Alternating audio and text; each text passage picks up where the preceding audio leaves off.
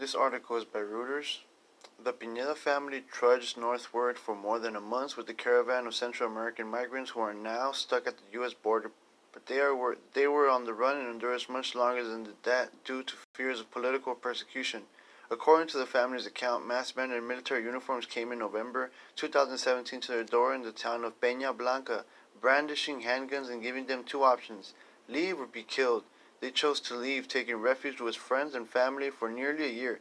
They said before joining thousands of others in a 2,800-mile journey to the United States in October. So that was when the march started being made. Like started, I guess, arranged.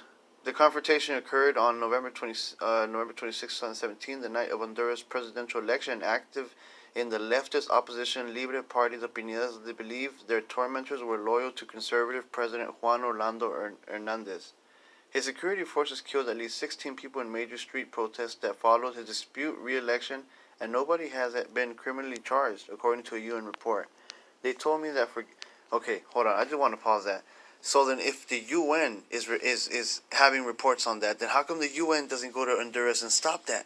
How come the UN doesn't send give them like an option, like, you know what, either get rid of your corrupt government or we will get rid of your corrupt government? I mean, we can't let... It's like in Africa. It's like in Africa, they have corrupt governments. How come the UN doesn't just replace the governments? You know what I mean?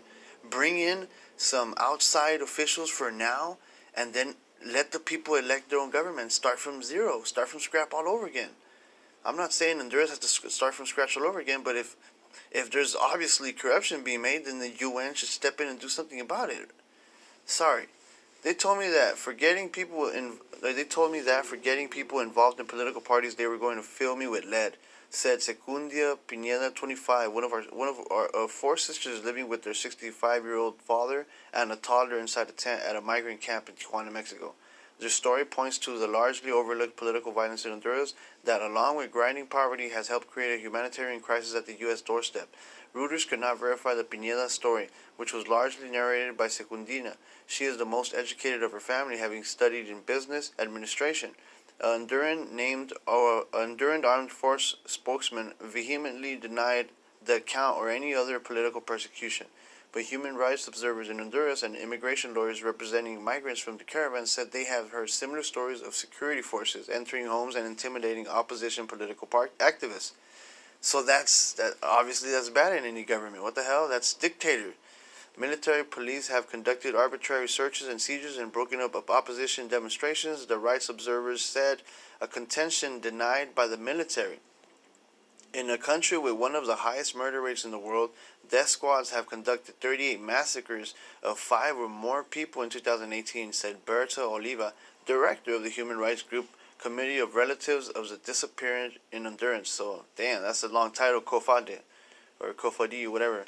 She contended that the political cases are written off as a common crime. So that's crazy. So then we need UN, we need the United Nations to step up, and like the law that they are all around the world, then they need to come into this Honduran country, dude. The hell? The Honduran armed forces absolutely do not persecute anybody, said Captain Jose Domingo Mesa, a military spokesman. Of course. A lot of people who are trying to get asylum in the United States are looking for political justification, a lot of times blaming the armed forces, Mesa said. We invite this family that says it has been persecuted to return to the country. Yeah, so they could just kill them when they're sleeping in the night, when no one's going to be obviously documenting anything. That's how a corrupt country works, like Mexico. Come to Mexico, and then when there's a chance, they'll kill you. The president's office did not answer a Reuters request for comment. U.S. immigration lawyer Maritza Agundez estimated 20 to 25% of her coalition's clients are Hondurans with credible political asylum cases. She is one of 16 staff attorneys for Los Angeles-based Coalition for Humane Rights, Immigrant Rights, CHIRLA, who are handling dozens of cases from immigrant caravan. The Hondurans who report harassment from official security forces vow never to return home, she said. They are 100% sure that if they return back home that they will be killed. Let me tell you why they're 100% sure. Because just like Mexico, when you get deported, if there is a corrupt government right there in the border, like the Border Patrol, the United States has their CBP, California Border Patrol, and then each state has Border Patrol. Well, Mexico has Border Patrol too, all over Mexico. So what they're trying to say is that if they get sent back to Honduras, well, that border patrol that they have in Honduras is gonna likely be connected to this corrupt government, right? And they're gonna warn them, they're gonna alert them that they have came back, and that is how they get killed. That is how these people get killed when they're sent back. So why don't they just have us? Why don't they just ask for asylum here in Mexico? Why don't they just stay right here? If this is okay, I don't think it is such a big case where they'll send assassins to come all the way over here and kill them. You know what I mean? I don't think it's that big of a deal. Let them work, and it'll take a long time for them to find these people.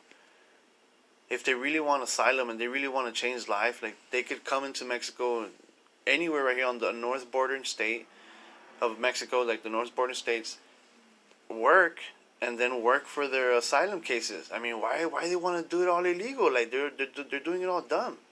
Sorry if I'm adding too much on this article. It's just my opinion on this whole take on the Hondurans fleeing this political violence. It's just sometimes, dumb how they're still, like, they're doing crimes trying to go to the United States when they could just easily stay here. And the government already said that, yeah, they're going to try to help them with jobs and shelters and, like, houses and all that, programs. Sorry, it's just, sorry, I paused it. I just had to say that. All right then, guys. Catch you later.